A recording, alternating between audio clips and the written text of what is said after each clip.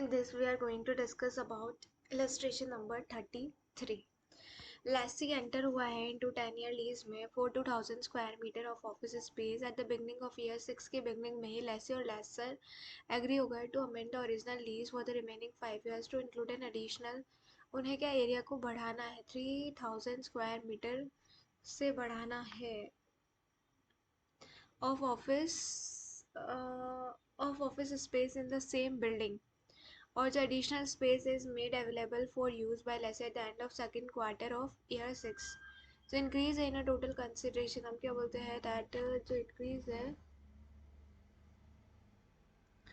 जो increase है in the total consideration for the lease is commensurate with the current market rate for the new 3000 square meter of office space adjusted for the discount that lessee received, reflecting the lessor does not incur costs that it would otherwise have incurred if leasing the same space to a new tenant, for example the marketing cost.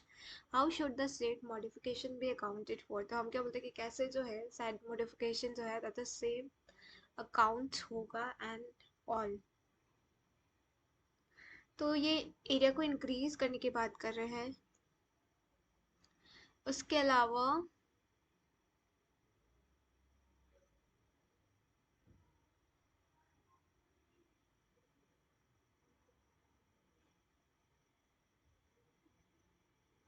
तो इसमें ऐसे हमें कोई practical part नहीं करना है.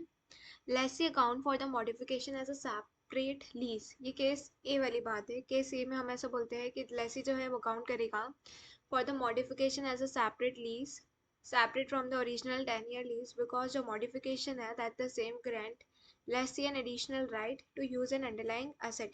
यहाँ पे क्या हो रहा है कि lessee को modification grant lessee को एक additional right मिल रहा है to use करे underlying asset को, and the increase in consideration for the lease is commensurate है with the standalone price of additional right of use adjusted to reflect the circumstances of the contract. In this question जो additional underlying asset है is new 3000 square meter of office space accordingly at the commencement date of the new lease at the end of second quarter of year 6. lessee recognize करेगा right of use asset and एक lease liability जो कि relate करती है to the lease of the additional 3000 square meter of office space. lessee does not make any adjustment to the accounting for the original lease.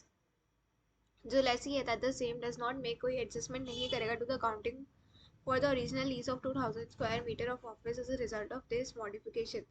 तो अगर इसको हम short में रीड करें तो ये दिस वन रिलेटिंग टू जो हमारे 3 केसेस होते हैं उसमें से केस ए वाले से रिलेट करती है. केस ए में क्या बोलता है, अगर जब वो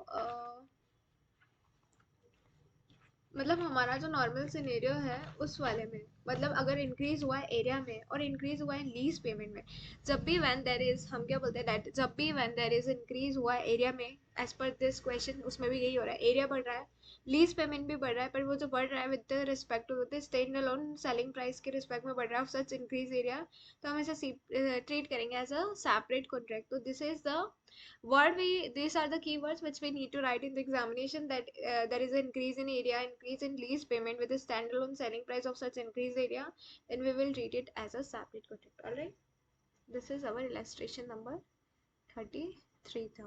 Okay.